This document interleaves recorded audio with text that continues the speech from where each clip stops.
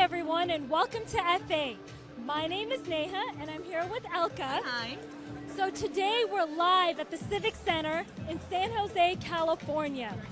F8 is our annual developer conference. This is where our developer community gets together. You're going to hear Mark share his vision, and you're also going to hear about our latest product announcement. A lot of announcements. So Elka, this F8 is especially, important and a little bit more special to us. Do you know why? I actually know why, but I think let's share it with our online audience. So it's 10 years. It's our 10th anniversary since our very first F8. So our first F8 was in 2007, where we announced Facebook Platform. And 10 years later, a lot has changed, as you can see. From having several hundred people, now we have several thousand people and a lot more online, right? This is actually the biggest F8 to date. We are joined here by over 4,000 developers that have traveled in from 96 different countries. It's like a truly global conference right now. And we have big companies represented, small startups, students, indie developers, and anything in between. I was actually told just before we went live that there is a high school student amongst us as well who has built 10 apps in his spare time. That is quite a busy beat, to say the least. We gotta find him. We have to find him. And it isn't just here in San Jose that people have come together to hear about Facebook's latest product announcements. At this exact moment in time, in 45 different locations around the world, F8 meetups are happening. Let me name a couple. Tel Aviv, Stockholm, Helsinki, my hometown Amsterdam, Sao Paulo, Lima. Meetups are happening everywhere. Local developer communities are coming together to watch today's opening keynote. So in fact, if you guys check out, it's getting packed in here. The keynote's about to start, and you can even see the stage if you want to zoom into our stage. So this is the biggest installment that the Civic Center's ever had. Can you believe that? Well, I can tell because it's massive. Neha, you've been with Facebook for a while, right? Yes, in fact, we both have. We both have been here for 6 years. It's a long time in Facebook years. terms, that's but true. Neha has been part of the last 4 F8. So Neha, what does it take to put a conference like this together? It takes a lot, let me tell you sure it that. does. But it's just so special. This is one of the few opportunities where we have everyone from Facebook across different functions, different product areas. Our family of apps come together. So it is really special. It is. And the place is looking incredible. What's the thought behind that? So every year we put a lot of effort and time into the look and feel and the actual experience of F8, because that's something special to us. So you saw the keynote, you see our badges. We have this year, every year it's a different design. So this year we went with vibrant colors and different shapes to represent different types of connections. Hey, and what about the keynote? What's the tradition there? So the keynote, every year, as you guys know, if you've tuned into F8 before, our CEO, Mark Zuckerberg, kicks off keynote. You can also expect to hear from Deb Liu, who's VP of Platform and Commerce, Ime Archibong, who's VP of Product Partnerships, David Marcus, who's VP of Messenger Products, and a lot of other executives on the keynote stage. It's going to be a spectacular keynote, but F8 does not end here in the Civic Center. Actually, across the street in the San Jose Convention Center is where F8 is going to continue for the next 2 days. We will have over 60 different sessions happening that you can watch on VOD later on once the sessions have taken place as well. So go to developers.facebook.com/videos in a couple of hours to watch these sessions on your own convenience. Hey, Anea, what are the type of topics that are being covered? So as you guys know, it is a developer conference, so there's going to be a lot of technical content. You're going to hear about our core products, like Login, Account Kit, Facebook Analytics for apps, but it goes beyond that. You're also going to hear about our ad products and a lot more. And it's not just about the content. It isn't just about the content. Developers are coming here together to also learn from each other. And talking about developers, we are here with Lena, and Lena actually is one of the first people to have built a bot in Africa. Lena, welcome. Where have you traveled in from today? I'm traveling from Carnegie Mellon, Africa. It's based in Rwanda, and we're really excited to be here. So what we did in Africa is that we built a bot that is connecting about 10 million businesses. We are bringing content online.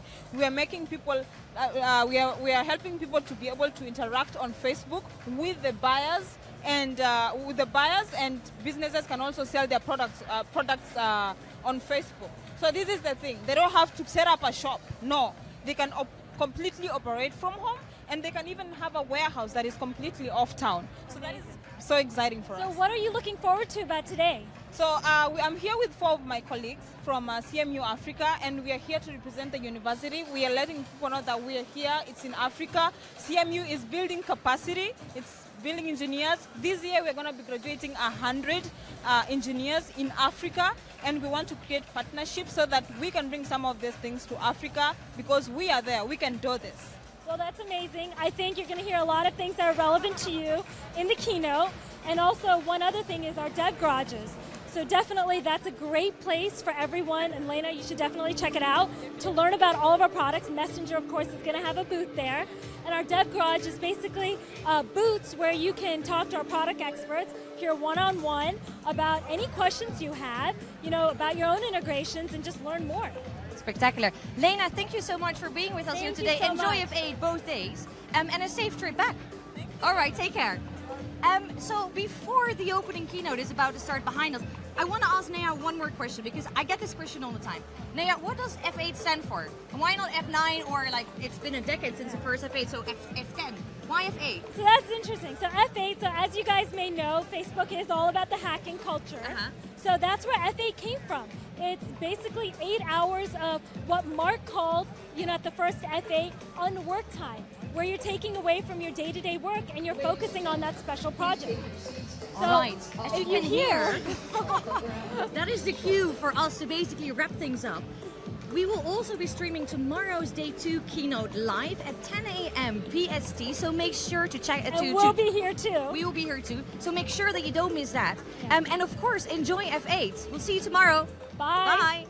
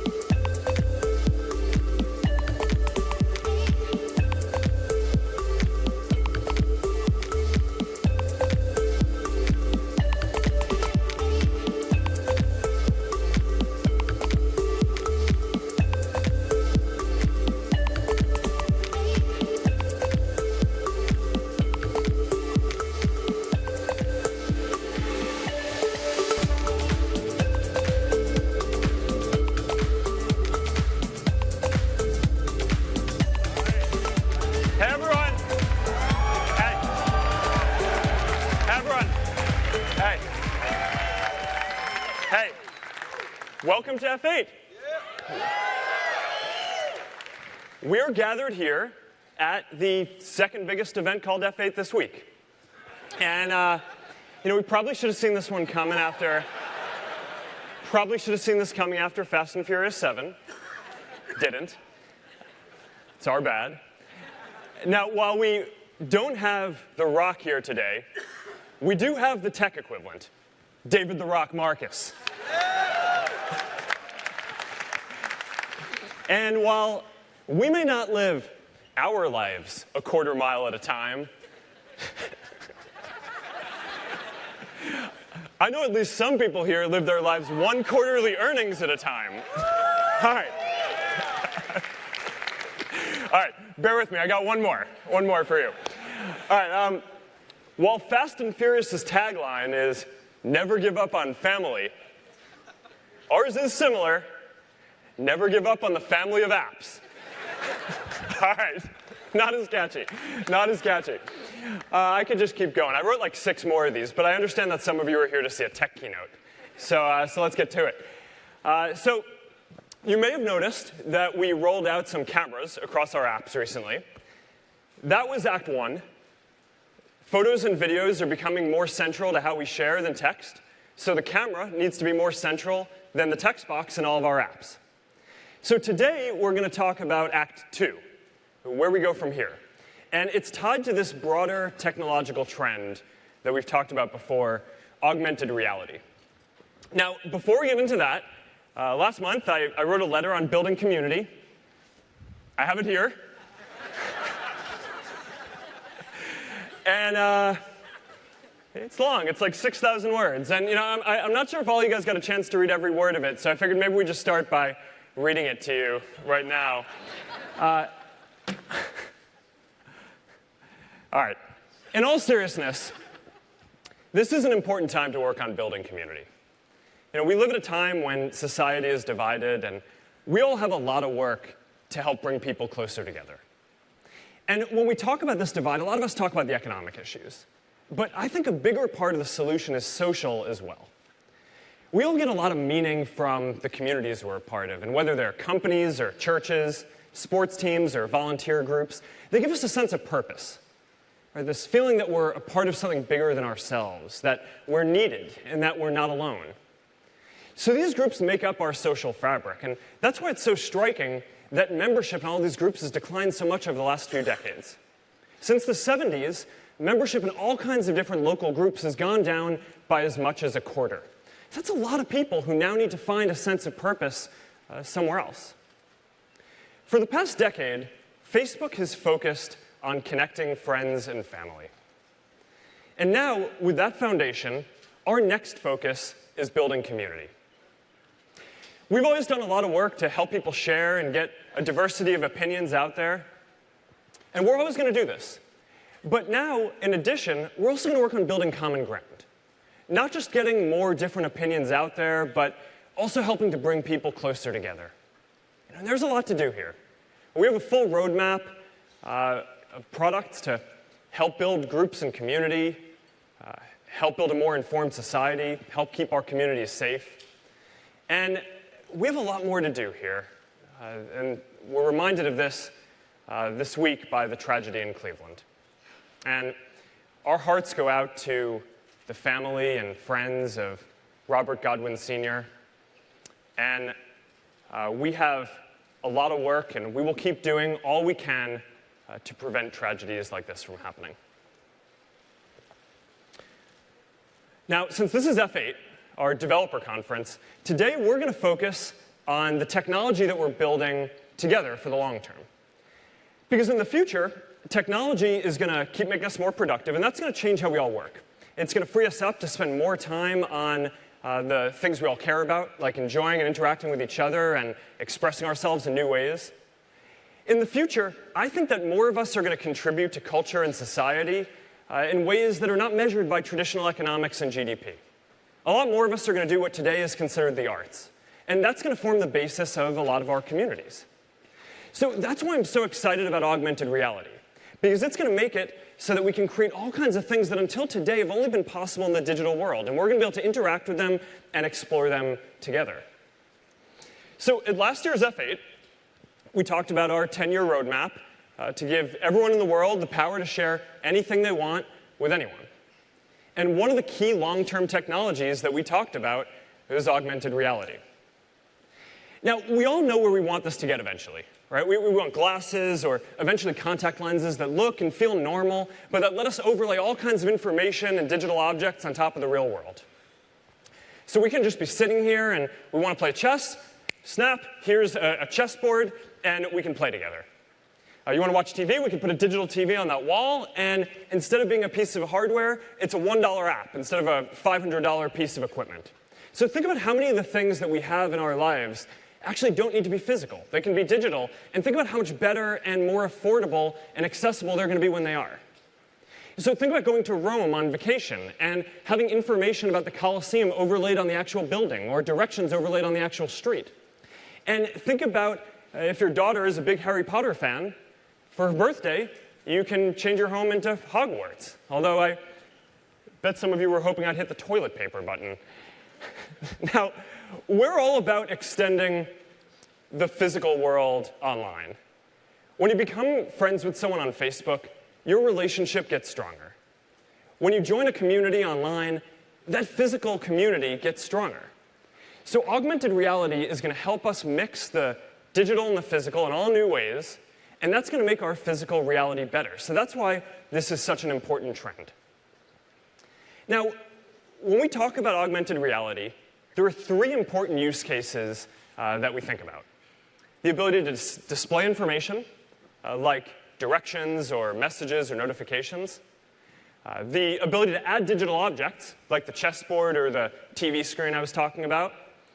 And the ability to enhance existing objects, like your home or your face.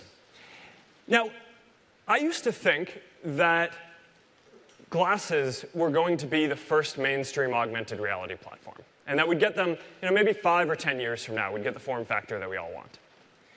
But over the last couple of years, we've started to see primitive versions of each of these use cases on our phones and cameras. So for displaying information, we've all seen people take photos and write text on them, or circle things or draw arrows to highlight information. For digital objects, we have games like Pokemon, where you can overlay a digital Pokemon on top of the real world in front of you. And for enhancements, we have things like face filters and style transfers to make our images and videos more fun. Now, a lot of people look at this stuff, and it seems so basic, right? And you ask, maybe this is just what kids are into doing these days. But we look at this, and we see something different. We see the beginning of a new platform. We're not using primitive tools today because we prefer primitive tools. We're using primitive tools because we're still early in the journey to create better ones. And in order to create better tools, first we need an open platform where any developer in the world can build for augmented reality without having to first build their own camera and get a lot of people to use it. But when you look around at all the different cameras that are out there today, no one has built a platform yet. So today, we're going to start building this platform together. And we're going to make the camera the first mainstream augmented reality platform. So if you take one thing away from today, this is it, right here. We're making the camera the first augmented reality platform.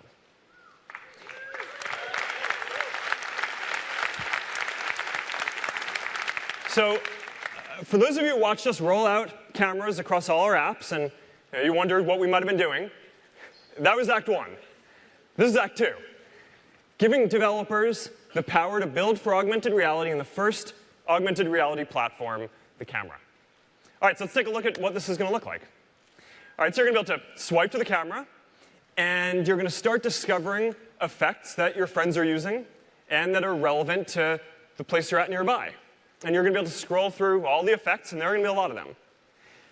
Now, we're going to start today with all the basic effects that you're used to. Right? Face masks, art frames, style transfers. And now, since this is an open platform, you're going to be able to create your own. And instead of having maybe 10 or 20 options to choose from, you're going to have thousands of options from creators all over the world, from all different kinds of cultures and backgrounds and styles. And this is launching in beta today.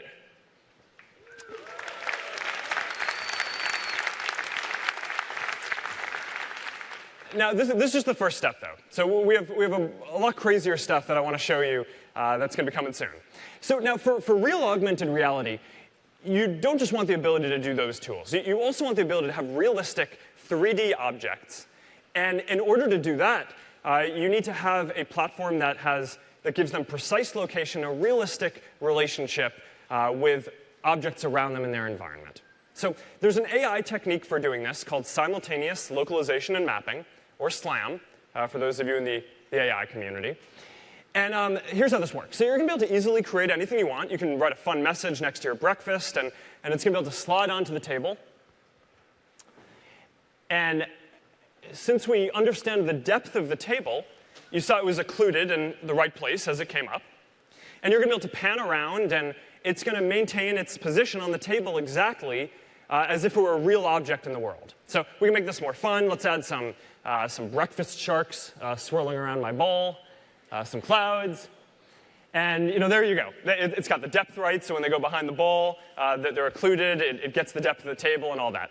All right, so there's some pretty involved AI work to make this all work. And we can do this on a phone. So but we're just getting started. This is just the first one that I want to show you. These are the technological foundations for advanced AR. Let's go to the next one.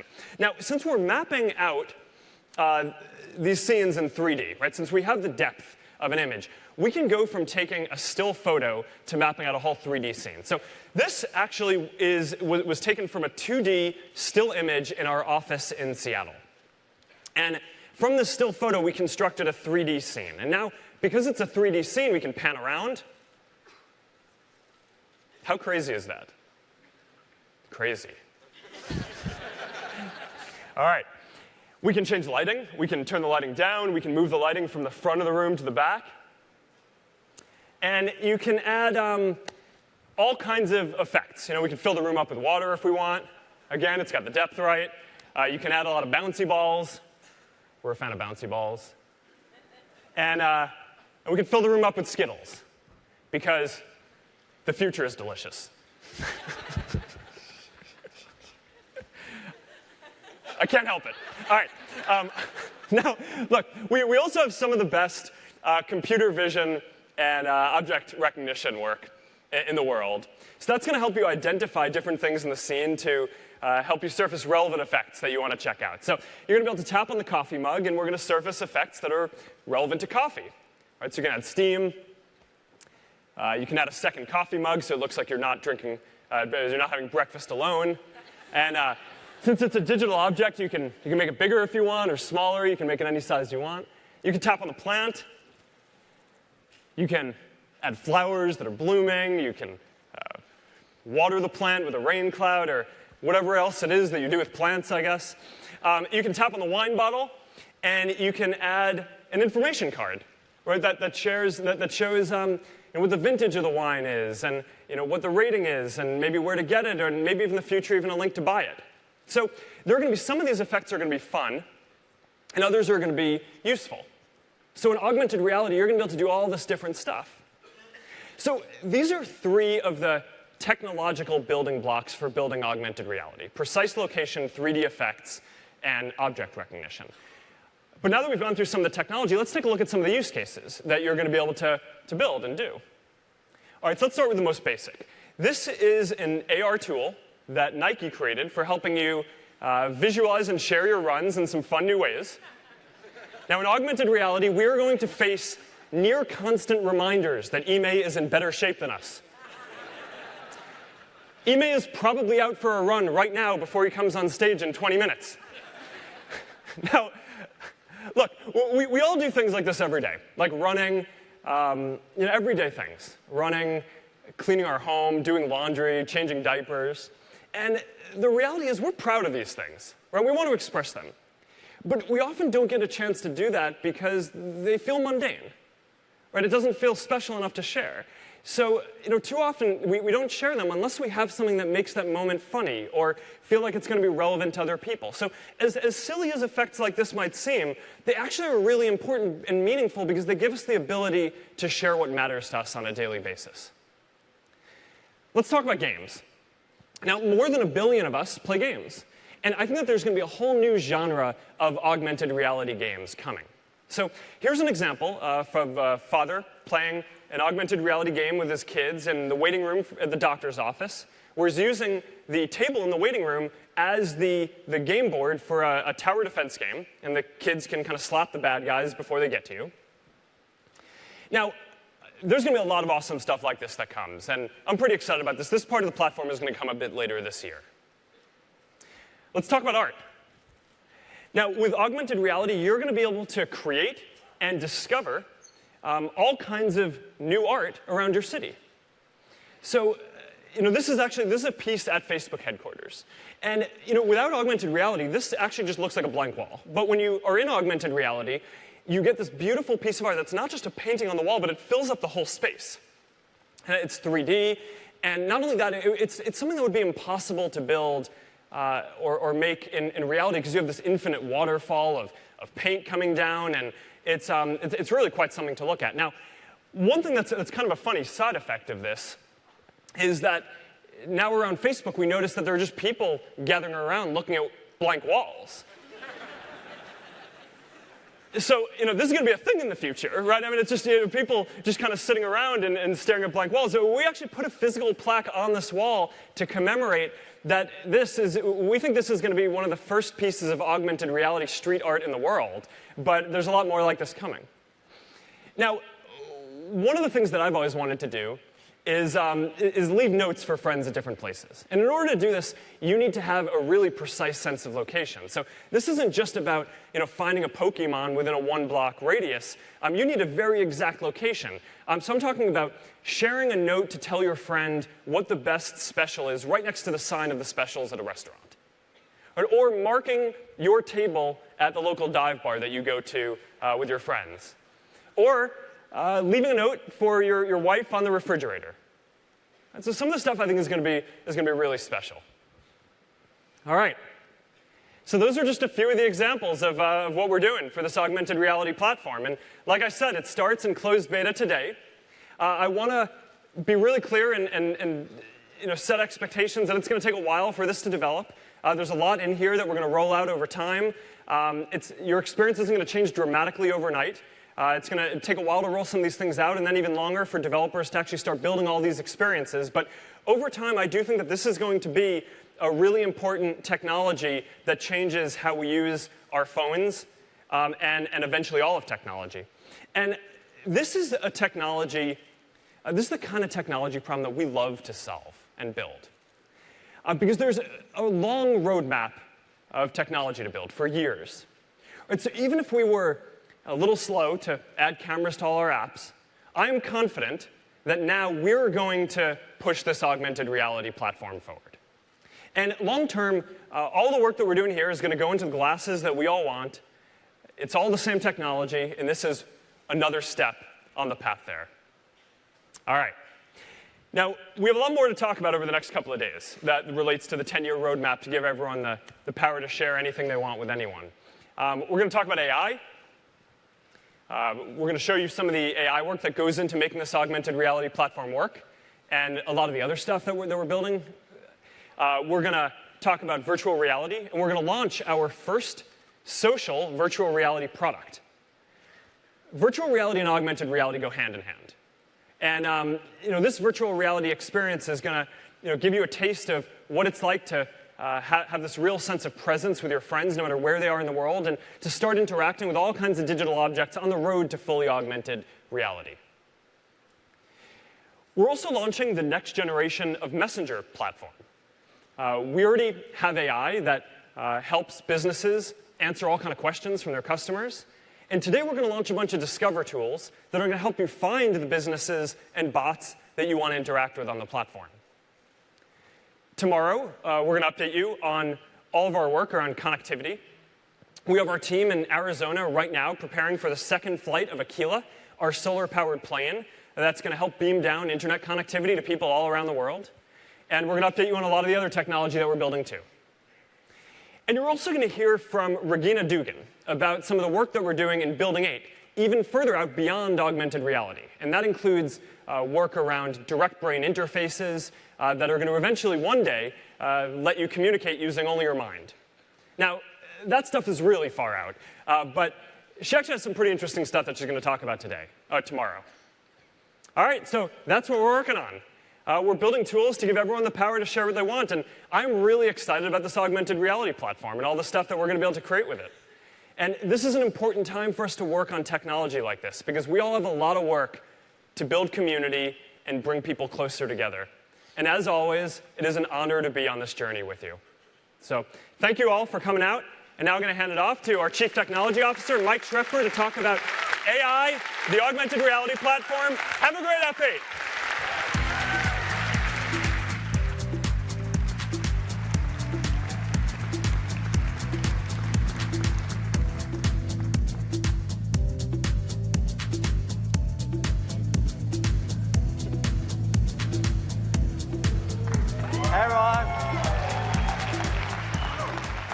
All right, Mark showed you some really compelling examples of an AI-powered AR camera. What I wanted to do is geek out with you guys for a few minutes and pop the hood and talk to you about the technology that powers these experiences. What enables all of these experiences on a phone today is a revolution in computer vision, a subfield of artificial intelligence. You can trace today's changes in computer vision all the way back to the 1990s. This is Yann LeCun, the director of the Facebook AI Research Lab, where he revolutionized computer vision in the 90s. He replaced years of hand-tuned models, hand-tuned heuristics, with a learning network, a convolutional neural net, that would learn the weights and how to figure out what to extract from this image simply by looking at the pixels in that image. Now, it took almost 2 decades for the entire community to figure out how to apply this technique, convolutional neural nets, to the task of image and object recognition. And that's in 2012 when AlexNet won a competition called ImageNet at 55% accuracy in detecting objects. And over the next 4 years, we saw an astonishing rate of improvement from 55% accuracy to 80% accuracy. To give you a sense of this qualitatively, let's look at the same image run through state-of-the-art computer vision networks from 2012, 2015, and today. So on the left, AlexNet, this 2012 network, would only be able to tell me some really basic information, like there's a person in this photo. Not totally useful for real-world applications. By 2015, we started to get not just object identification, but a sense of localization. So where in this image are the different objects? But if you look closely, you can see it's nowhere near perfect. That purple line there, that's supposed to be a refrigerator. Most of us know refrigerators are rectangles. That's not really a rectangle, right? Just last month, the Facebook AI research team released a new state-of-the-art network called MaskRCNN. Performs better on any existing benchmarks than any other published systems out there. You can see this qualitatively. See the nice sharp mask around the different objects in this scene. But that's not all it can do. We can also get a 17-point key point detection to detect not just where a person is in the scene, but exactly how they're posed and oriented in that scene. So with this sort of technology, you can start to enable new ideas, like being able to mask out the background even when you have someone moving through it at high speed. Or let's say I took an awesome vacation video and a windsurfer rudely interrupted my view. Not a problem with a little computer vision on my side. So that's step one. Our research teams are pushing the state-of-the-art of the bounds of computer vision and AI, and we have some of the people who founded this in the 90s and are pushing the state-of-the-art today. But step two in building this AR camera is taking these algorithms, which often require big, beefy servers that require hundreds of watts of power to run and train, and getting them squished down to run on your cell phone in your pocket. Our first test case for this was a technique called style transfer. It's a fairly cool but straightforward technique where you take the style of a painting, say Starry Night, and you paint it onto an image. To give you a sense of the progress we made on this over the last year, our engineering teams took an algorithm that could barely run on a big desktop machine and have got it running up to 30 frames per second on the phone in your pocket. That's several orders of magnitude improvement. To give you a sense of this qualitatively, this is where we were on the left last summer. This is style transfer. If you can't see, it's this like little 128 by 128 block that's supposed to look like a Lego. Actually looks pretty bad. There's a lot of noise in the scene. On the right is what you have in your pocket on your phone today with Facebook and Messenger. Beautiful 720p real-time style transfer. To give you another sense of the state-of-the-art of progress, I showed you earlier in this talk MaskRCNN, state-of-the-art computer vision algorithm, released last month by research teams. We shot this video this morning of that same algorithm running on a phone at 5 frames per second. So we're doing this keyframe matching where you can see the exact pose of each of the individuals in this scene. So our teams have gotten really good at rapidly taking state-of-the-art technology and putting it in your pocket in your cell phone. You've seen other releases like last week when Instagram released sticker pinning, where you can drop a sticker in the world and create, for example, virtual Easter egg hunt. But as Mark talked about, there's many foundational technologies. That example of Instagram is region tracking. I showed you style transfer, image recognition, localization. But one of the key techniques here to power many of these augmented reality experiences is called SLAM, or simultaneous localization and mapping. Now, to do this for real, to get a real 3D map of the world, is very hard. Luckily, our teams on Oculus VR have been working on this problem in the context of VR. Last fall, we demonstrated a prototype headset from the Oculus team called Santa Cruz. And the idea of this headset, it was a standalone VR unit. Does not require a cell phone, does not require a PC, no special hardware installed in your room. You just grab the unit, put it on your head, you're instantly in VR.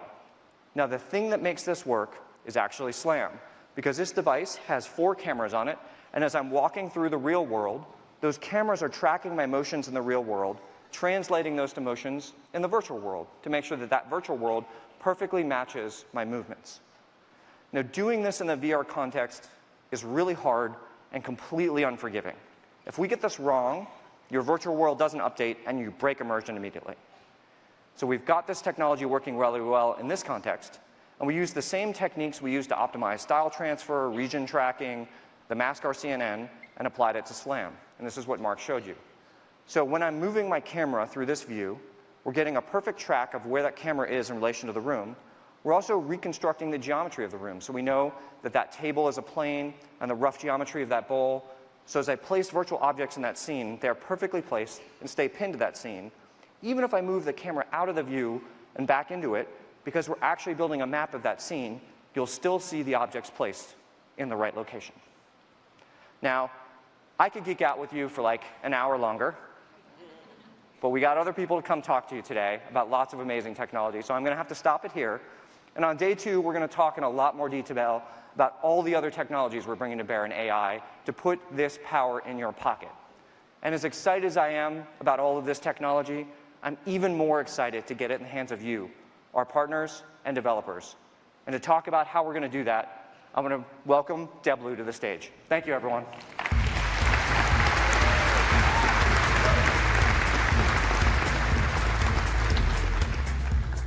Thanks so much, Shrep.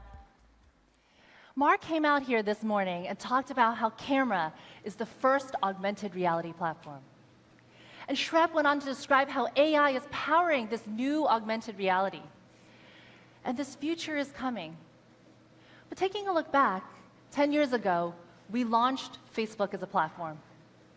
We knew we could not connect the world alone, and so we invited you, the developer community, to join us and work with us. And today, I'm going to share the next platform we're building and how you can be a part of this AR world. We recently launched a new camera that made sharing photos on Facebook even more fun. Today, we're widely releasing the Camera Effects platform. This gives people, artists, and developers powerful tools to create frames and effects. The Creative Effects platform actually has 2 tools. The first is Frame Studio. Frame Studio gives anyone with creative skills the ability to make fun photo frames to share on Facebook. And it's available today globally. To see this, we put Frame Studio in the hands of artists all over the world. And they built frames for their local communities. So when you visit a new place, you can actually see these frames from the artists there. But frames can make even everyday photos more engaging. I posted a photo of Bethany on her birthday recently. By adding frames to this annual post becomes just a little bit more special. And now I can post a video with the personalized frame to make it even more engaging.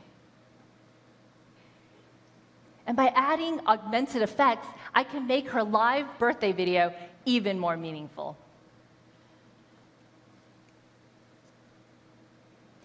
This new content type brings AR to everyday life. It connects art and technology to create new immersive experiences, and these are just a few of the effects we've created for Camera so far. With the Camera Effects platform, artists and developers can create so much more. And we're excited to announce a second tool, AR Studio, that makes this all possible. But imagine you had to build all of these things on your own. Imagine the kind of large engineering and design team you would have to bring together to make that possible. But AR Studio simplifies all of this. It allows you to create animated masks and interactive effects that respond to actual motion and data. So let's take a look at a couple of my favorites. This isn't widely known, but I'm a gamer. And yes, my gamer tag actually is Debinator. Here's an example of EA's PC and console game, Mass Effect Andromeda, something I spent way too many hours on already. It uses our camera to build an immersive experience to talk about my gameplay. Let's take a look behind the scenes at AR Studio. With real-time face tracking, you can layer a 3D mask to fit any face. And you can have that mask actually respond to facial motions. So when a mouth opens or a head moves, you can have it automatically respond without writing a line of code. And when you flip the camera, you can see stats from my latest mission. And using the scripting API, you can create a leaderboard and dynamically put it in 3D space.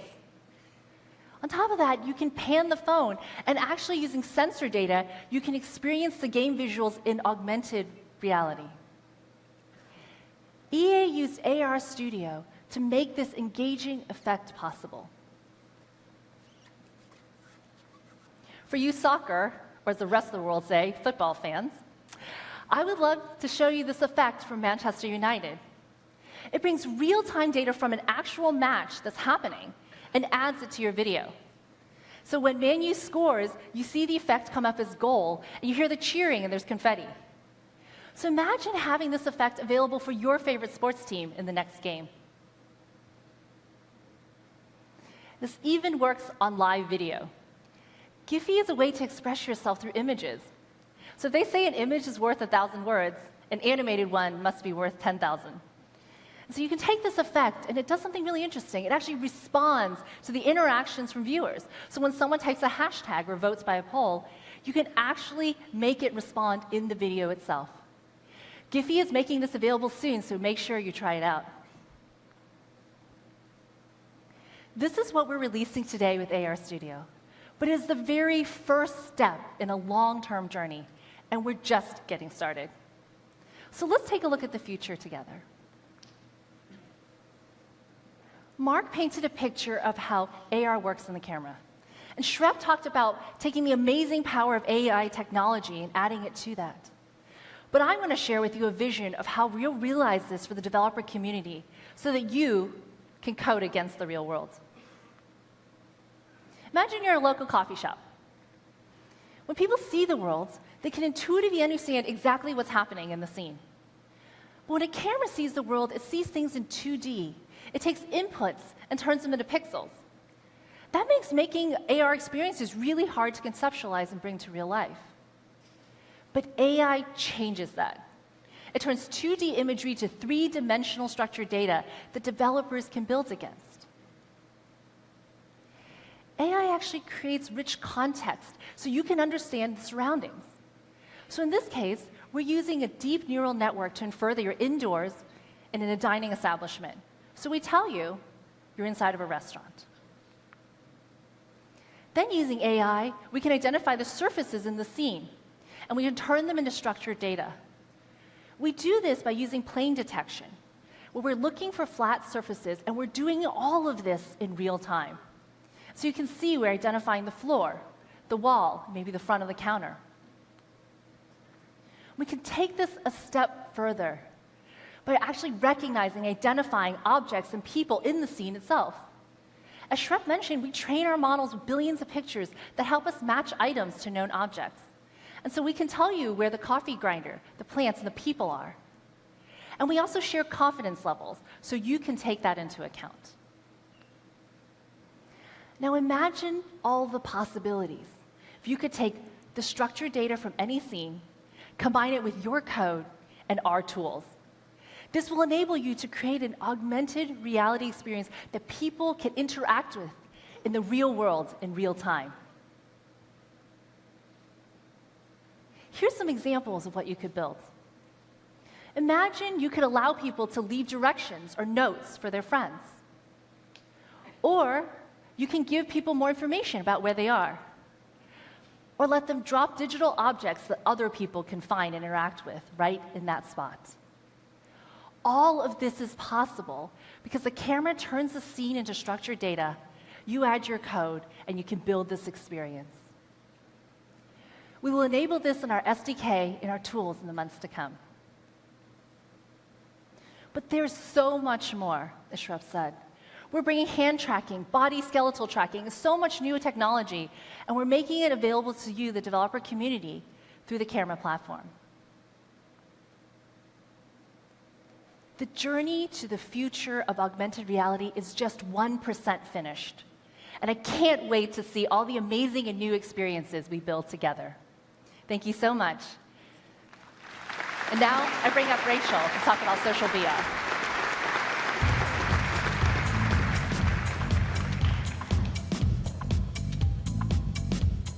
Hi, everybody.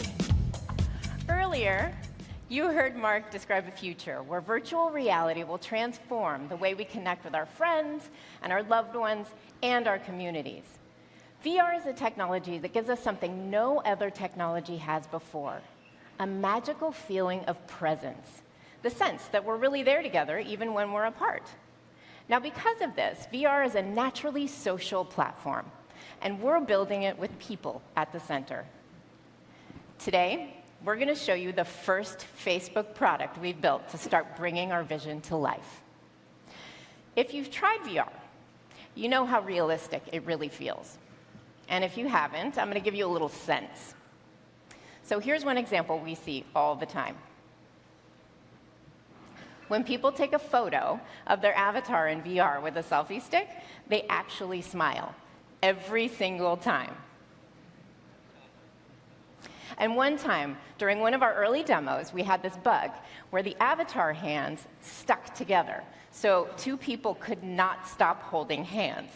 And incredibly, they both found themselves blushing. And the guy even joked that he needed to go home and tell his wife. So even though you're wearing a headset in VR, it's still you in VR. You're connecting with others in a more immersive way as an extension of who you are. And the technology lets your humanity shine through. This is why VR has the promise to be the most powerful social platform. And we've been exploring what this looks like. Today, we are releasing Facebook Spaces in beta. And starting now, you can download it for Oculus Rift and Touch in the early access section of the Oculus Store. Yeah, it's awesome. Facebook Spaces is a place for you to be yourself in VR with your real friends, no matter where you are in the physical world. And what's really amazing in Facebook Spaces is that all the people and the photos and the videos that you interact with on Facebook are instantly brought into the virtual world.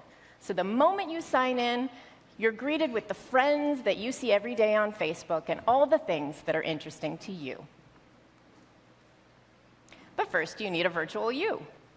In order to have a meaningful social experience in VR, you need a lifelike avatar that's representing you, with expressions that help you relate your feelings to other people. Now, this has been one of the big challenges for us to build. And our avatars have come a very long way since we last demoed to you at last year's F8. So one of the breakthroughs for us was to use machine learning to quickly suggest some options for your avatar's identity based on your Facebook photos. So when you join Spaces, you'll find your AI-generated avatar options waiting there for you to choose.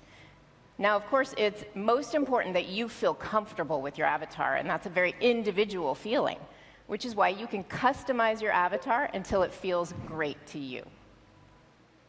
You can add glasses or facial hair. You can change your eye and hair color, and you can tweak some other aspects, too. This is the easiest it's ever been to bring the real you into VR. So when your friends and family join your space, it's just like really being together. Now you need to invite friends into your space, and you can invite up to 3 people to join you. Now, once you're all there, you'll have interactive ways to have fun together. You can draw in the air with a virtual 3D marker to create anything you can dream up, from costumes to toys to handmade games. Now, as a kid, I wanted to be an astronaut, true story. So this is me living out my dream in VR and drawing my space helmet. You'll also have countless 360 videos based on your Facebook interests that you can experience in VR together. Now, I may not have actually made it to space, but I can tell you there is nothing like seeing the vastness of outer space all around you with your best friends. So whatever it is that captivates you, you'll have the entire library of 360 photos and videos from Facebook at your fingertips, ready to just pull into your space and experience with your friends. And of course, there's a selfie stick. So it's really fun when your friends can be with you in VR. But what if they can't be with you in VR? Well, we've integrated Facebook Spaces with Messenger video calls.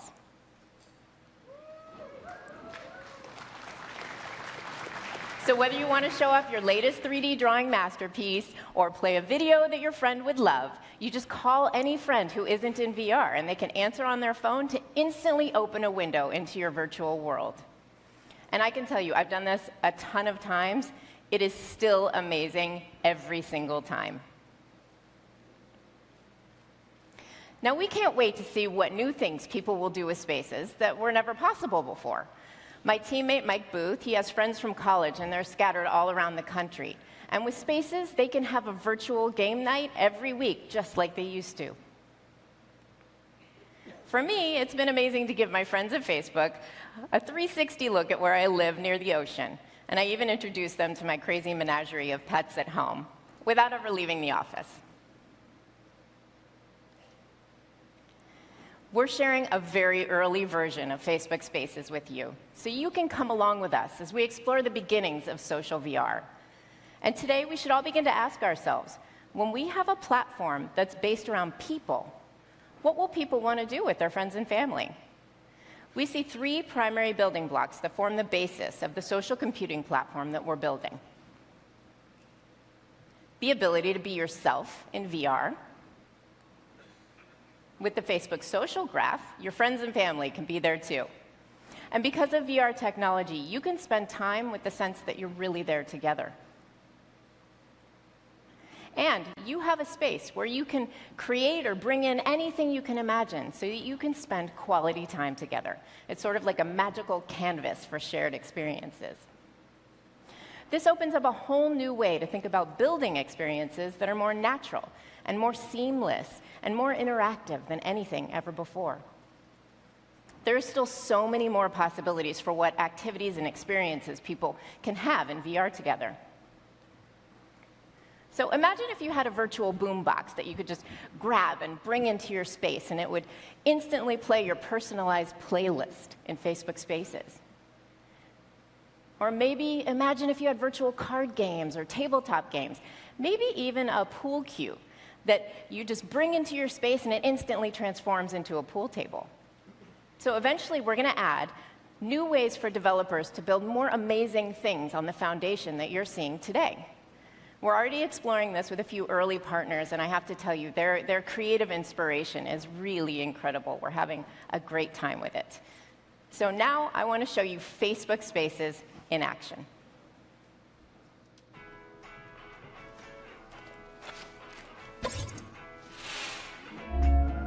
Hey, sis.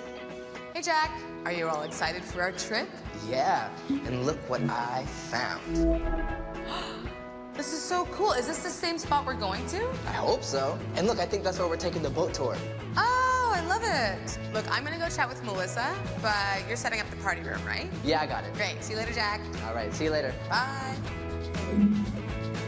Hey, girl. Guess what? What? I got the apartment.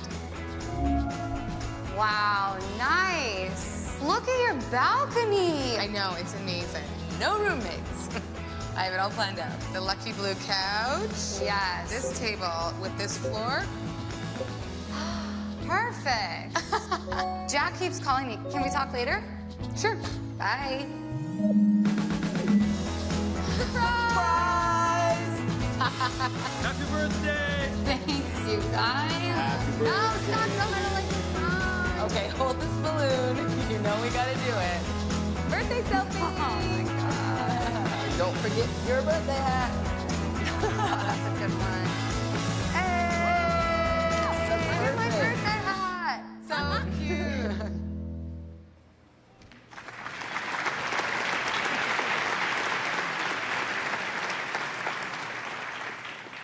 So please, I encourage you to go try Facebook Spaces today. We have demo booths out on the show floor so you can experience it for yourself. And our team has had so much fun building Facebook Spaces. We've only just scratched the surface of social VR technology. And we see a future wherein it will transform the way people around the world will stay connected with their communities and those people that they love. So we can't wait to get there together with you. And now please welcome our VP of Product Partnerships, Ime Archibong, who will talk about our developer communities. Thank you.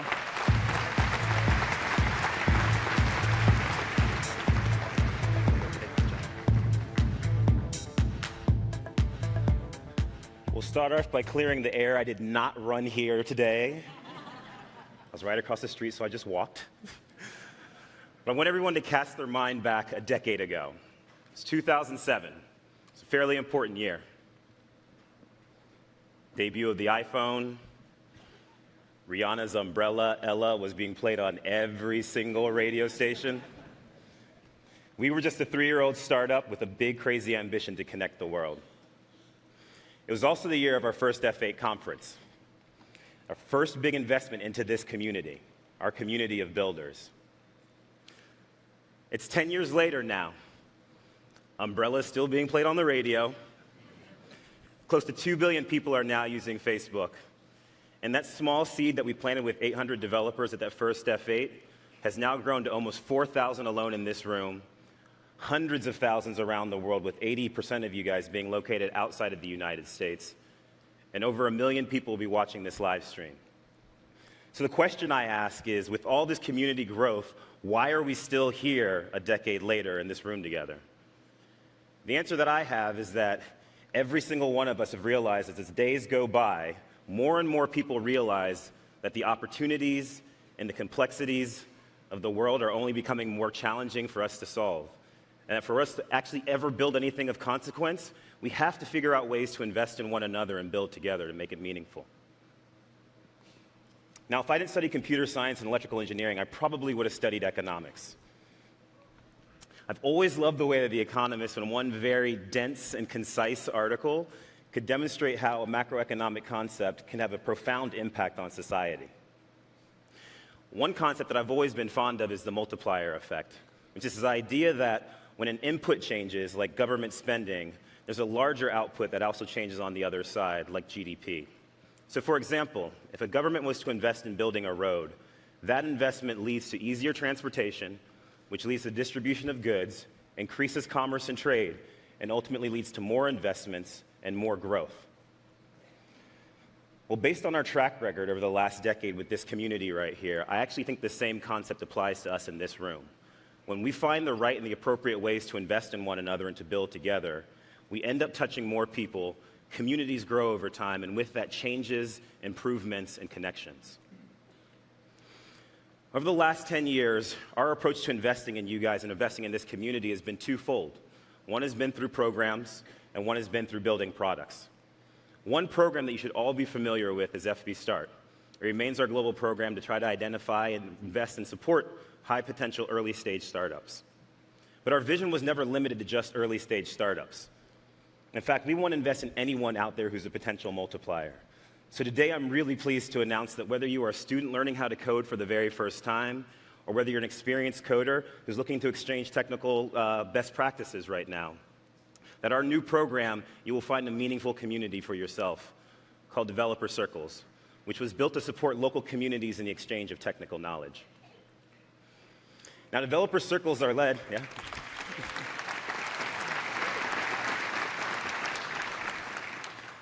Developer Circles are led by local volunteers and community members like Innocent here. So Innocent grew up in Nigeria and became obsessed with video games and how they were built, which ultimately led him into programming.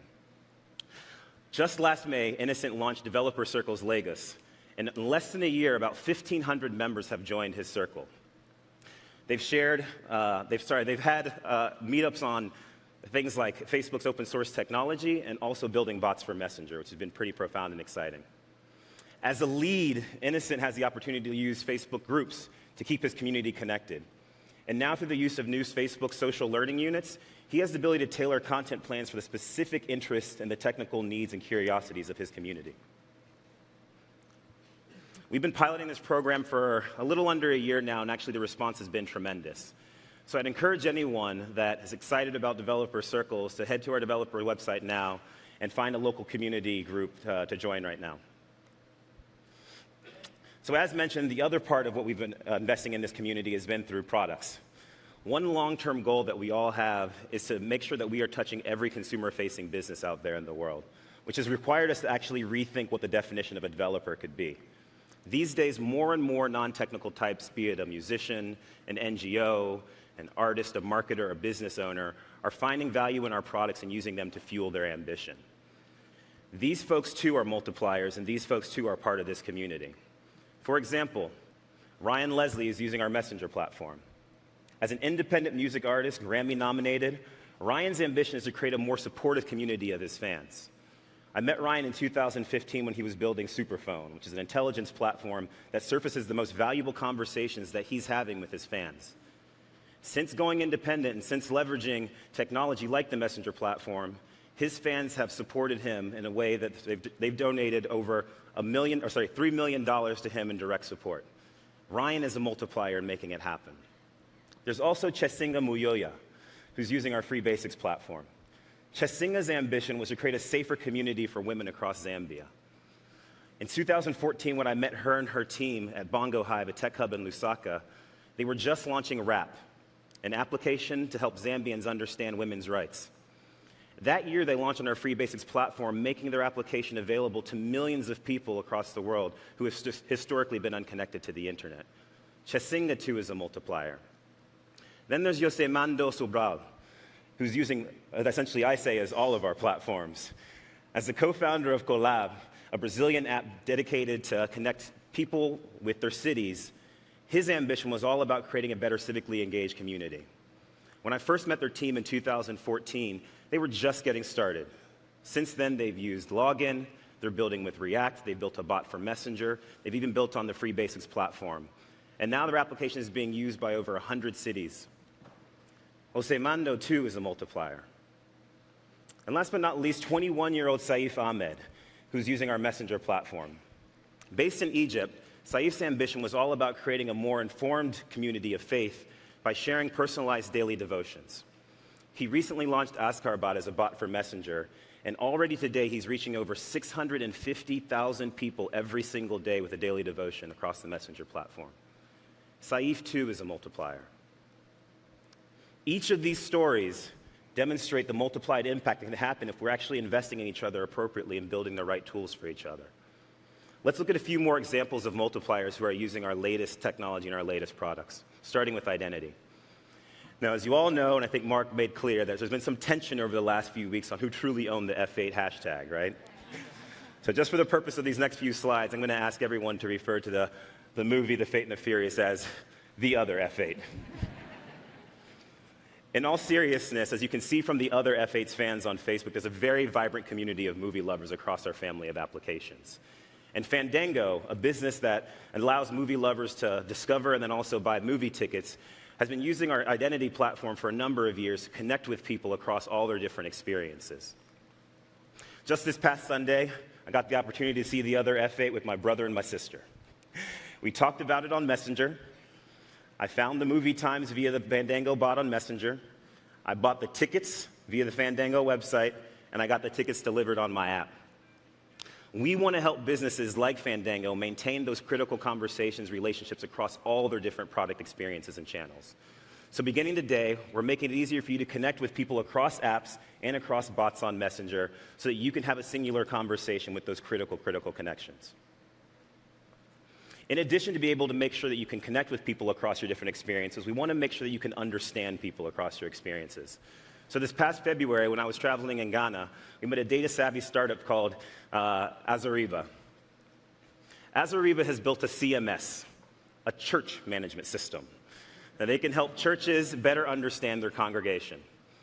And when I asked the team, given all the different opportunities that exist for you right now across the African continent, why are you spending time investing in churches? Nana, their CEO, quickly replied to me, when you help the church, you help the community. When he said that, I immediately knew that they were multipliers. And it's been incredible to see them in their journey over the course of the last couple of months, where they've now built a stronger and more supportive community based on faith of 1,000 churches and 90,000 church members across the African continent and across the United States at this point. 2 years ago at F8, we stood up on this stage and we gave you a powerful tool for analytics for your apps. Over the years, we've invested in making it a more robust omni-channel solution that now includes support for Facebook pages, includes support for offline conversions. Today, we're pleased to announce all these tools and all these offerings under one new name, Facebook Analytics. The newest feature to Facebook Analytics is Automated Insights, which is a simple way to have your daily data-driven decisions made for you. Try to say that 4 times fast. Combining sophisticated machine learning and artificial intelligence with our expertise in growth, Automated Insights will identify trends, abnormalities, opportunities, and surface them to you automatically in a ranked feed so you can make decisions on. And speaking of decision making, it was an F8 decision that I made a couple years ago that changed my approach to fitness. Now, despite what Mark may have said on stage a little bit earlier, it wasn't until about 6 years ago that I actually identified myself as a runner, right? Until then, I was strictly a basketball player, which meant I ran no more than 94 feet in one direction and 50 feet in the other direction, right? The decision that I made to dog food the social Nike Plus Run Club app that year is what turned me, a non-runner, into a runner, and likely many others, because since that F8 2011, that app has been downloaded more than 58 million times across the world. Nike, too, is a multiplier that's part of this community, and they've done a great job of building a more inclusive community of global runners. They recently integrated our newest product, the Places Graph, which gives them free access to the same location data that's powering Facebook, Instagram, and Messenger. Our belief is simple, is that when you can build a digital experience based on people's real-world context, that it's only a matter of time before supportive offline communities get formed, like the folks that are having a great time in this photo. Big shout out to the Lagos Road Warriors, who is a running community made up mainly of entrepreneurs and techies who let us last year run with them in Nigeria one morning. And as we move into the future, we continue to believe that building more payments products actually will spark the multiplier effect from this community. Whether it's walking into a movie theater to watch the other F8, or walking into a sports store, or walking into a church, we actually think that everyone should have the ability to execute a payment transaction with a simple scan of a parametric messenger code. David will come on here in a few to talk a little bit more about this in a minute. But that's it. Over the past decade, F8 has grown a lot, right? We've gone from just one venue. We've gone from having just one platform. I'm pretty sure we've gone from having just one menu item on the food menu. But more important than what we've actually outgrown is actually who we've grown with, and that's this community that I'm looking at right now. You know, when I look back on the last 10 years and what we've done together, I can't help but be optimistic about the future. You guys have entertained people, you've made fitness fun, you've made communities safer for women around the world, you've built more civically engaged communities, and on and on and on and on. All of these are great examples of the multiplier effect that I spoke about earlier. And what happens when we find the right ways to invest in one another and to build together. That's the only way we're going to build things of consequence. So before I leave, I was flipping through some old F8 photos and looked at, and found kind of the F8 package from 2007. And there was a quote in there that stuck out to me that I think is relevant for today as we look towards the next 10 years together. And it simply said, "Now is the time to build and go beyond whatever has been possible." So with that, I want to say thank you, and I look forward to building the next 10 years with you guys. Inviting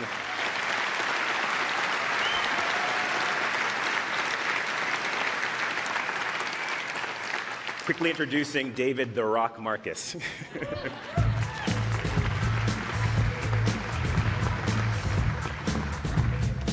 Good morning, everyone. Okay, let's try this again. Good morning, everyone. Awesome, awesome. And thank you, Mark, for my new nickname. I have a feeling it's going to stick with me for a little bit. All right, it's been an incredible, incredible ride since last F8. We now have over 1.2 billion people using Messenger every month. That's 300 million more than last year. And across our entire user base, the average number of messages sent every day on Messenger is continuing to increase rapidly, meaning that Messenger is now a more important part of our daily lives. And we come to Messenger to do way more things, to get together in real time with group video chat, now in VR too, to share more and more visual content with our camera and Messenger Day, which is about to get so much better with our VR and camera platform, and even to challenge each other with games. But you know what? Big numbers and product enhancements, while they're important, they're not the reason we come to work every morning. The reason we come to work every morning is the people who are using Messenger every day. People like Emily de la Vara, whose husband is deployed overseas and who uses Messenger video every day so that their daughter can actually do her homework every day with her dad. This is why we come to work every day. Now, let's rewind the clock to last year's launch of Messenger platform. I'm glad we called it a beta, because we got a lot of attention for opening our platform, and then right after, we got a lot of attention for all of the work we still needed to do. And we listened. We listened really hard, and we learned. And then, unfazed by hype or temporary skepticism, we worked really, really hard for the last 371 days, hand in hand with our amazing developer community, because we knew we had something great in the making.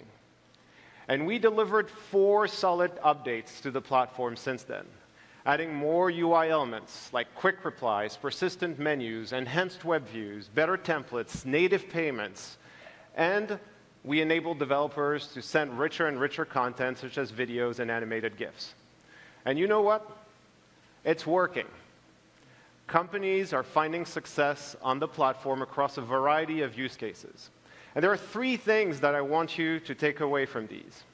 Number 1, if you direct your existing or future customers to Messenger, instead of directing them to a mobile web page or to an app, you will see lift if you build the right experience.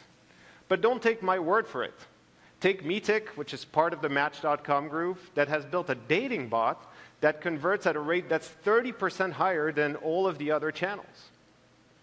Number 2, people prefer to use Messenger to interact with companies. I mean, who likes to call companies, right? So more and more companies are now providing service and support on Messenger.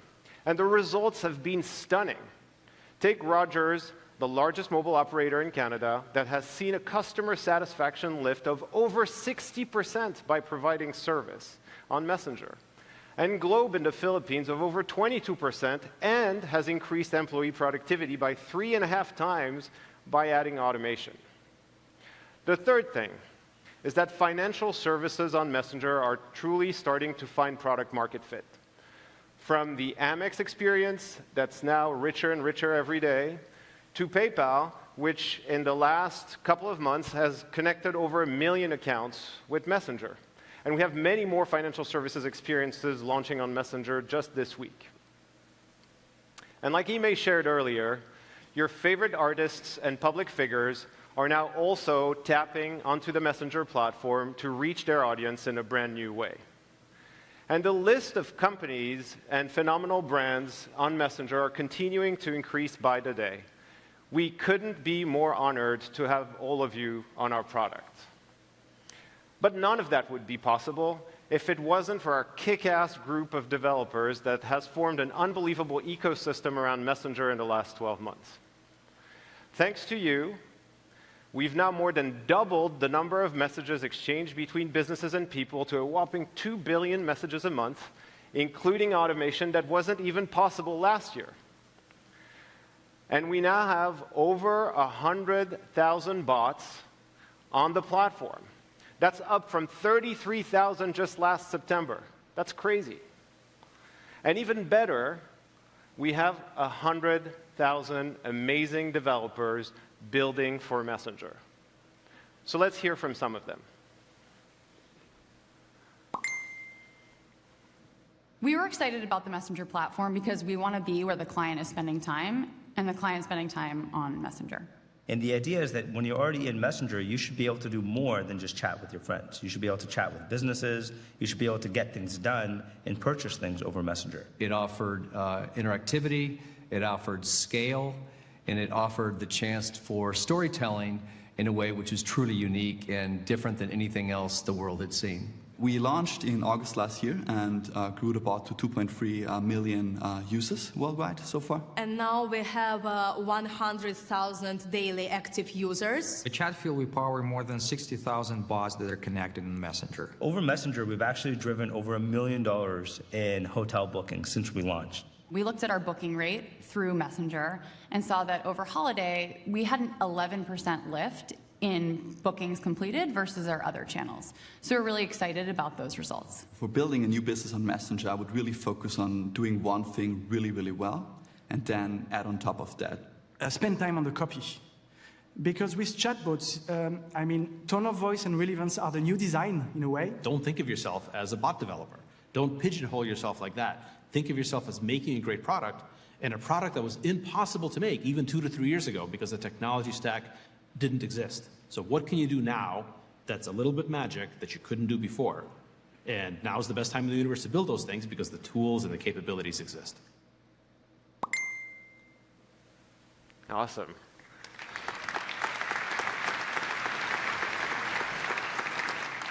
What Phil said, make something that's magic. We now have unbelievable brands and a thriving developer ecosystem on the platform. But one thing we didn't expect was how some of the experiences that you've all built have impacted the world in a very positive way. And I want to share one story with you. This is Murad. He lives in Morocco, and he's one of Tarjimli's 2,000 volunteer translators. And this is a family of refugees that was helped by this incredible bot. Tarjimli was built to provide real-time translation services for refugees. It matches them with amazing people like Murad, and when they need it the most, those translators can actually even jump in on a video call and help for an urgent medical appointment, or a meeting with an attorney, or simply buying produce at the market. Those use cases can potentially save lives and provide mission-critical services to the people who need it the most.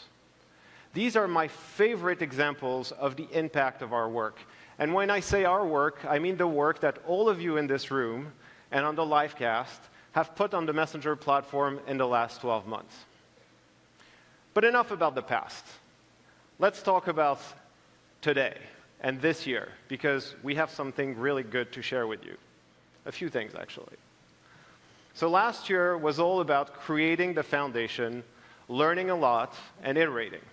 And this year is the year of scale, and I'm glad to open this new chapter with the launch of Messenger Platform 2.0.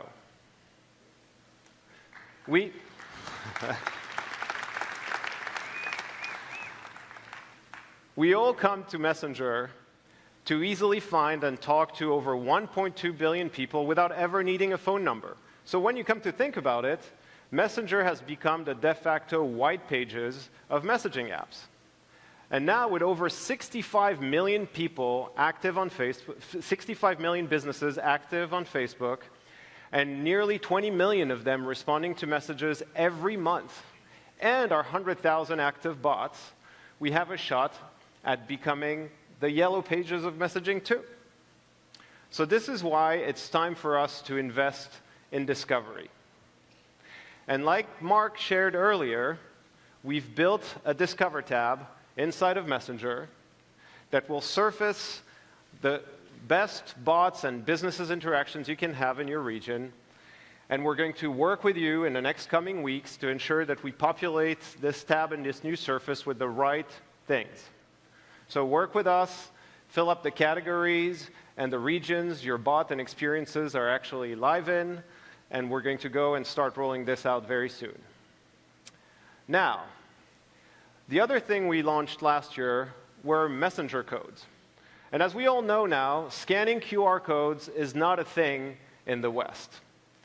But we're going to give this another go. And what we're going to do for this, is actually introduce parametric codes and a better way to scan codes. You can now do this from the native Messenger camera, no need to fumble around tabs and menus.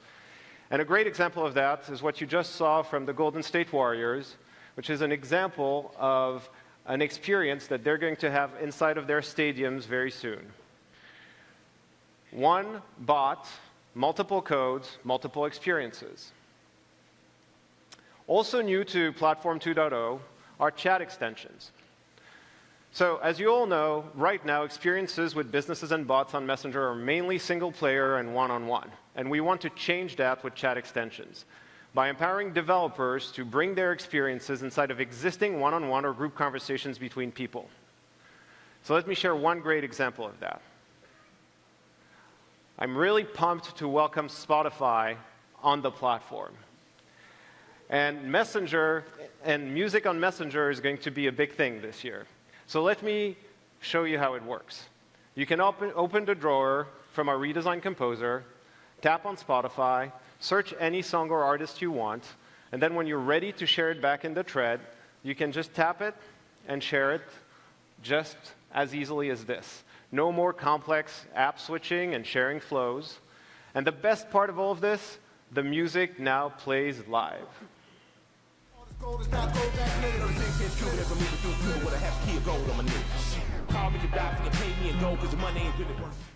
Pretty cool, right?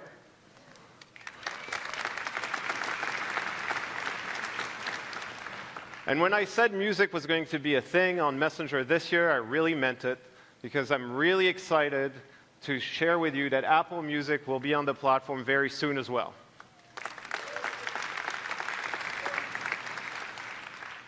Now, music is not the only use case that takes advantage of chat extensions. Today, you'll see a lot of new experiences inside of Messenger powered by chat extensions. Whether it's restaurant reservations, food ordering, movie tickets, entertainment, and many, many more. And this is now open to our 100,000 developers starting today, so you can build your own chat extensions later today. All right. Let me talk about AI very briefly. We've made a lot of progress in the last 12 months, and we still have a lot of work to do. But I think we can all agree that automation is going to be a critical part of our joint success. And we want to bring automation to the people who need it the most, which are small business owners. Because they don't have time to figure out technology and respond to messages 24/7. They have a business to run.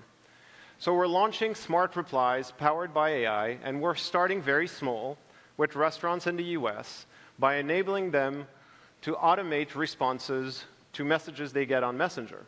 And the way it works is that the smart replies engine basically grabs the information that's available from your page, automatically detects the types of questions that are being asked, and responds on your behalf, so you can focus on building your business. We also launched M-Suggestions 2 weeks ago. And as you now know, what this does is it basically recommends things to shorten the distance between what you want to do and getting it done. Recommends things like making plans, or sending and receiving money, or sharing your location, or even recommends funny stickers. But I'm sure you're connecting the dots by now. As M gets smarter, it will start making recommendations for chat extensions built by you. And that is going to take a little bit of time to get right, so please be a little patient with us as we fine-tune the engines for each of these intent categories. And while we do that, what we want to do, though, is to see how people will interact with M social and multiplayer recommendations. So to do that, we're going to launch an experience around food ordering in partnership with Delivery.com. And so in this case, you can see that M has detected it's the right time to order food. So if I tap on that suggestion, I start a now social food ordering experience where everyone in that conversation can actually add to the cart. And you can see now Henry and Loredan are adding to the cart. And at the end, I can just check out with native payments. I'm really excited to see how people interact with those new experiences that frankly weren't possible until today. Now, last year, right after Thanksgiving, we launched games on Messenger.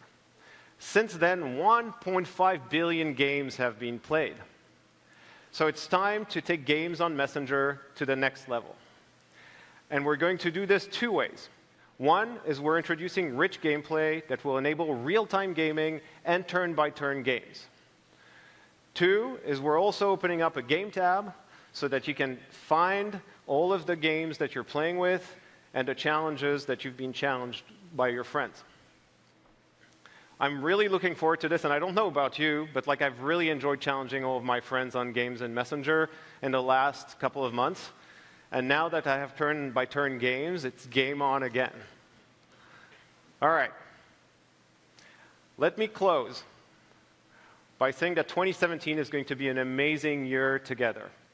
With massively improved discovery, chat extensions, better AI, and more engaging games, I really believe that you have everything you need to take the Messenger experience to the next level with your products. I really can't wait to see what you're going to build this year. And the one thing I want you to know is that we're fully committed not only to listen to you, but also to work side by side with you to make you successful on our platform. Now let's go do it. Thank you, and have a great F8.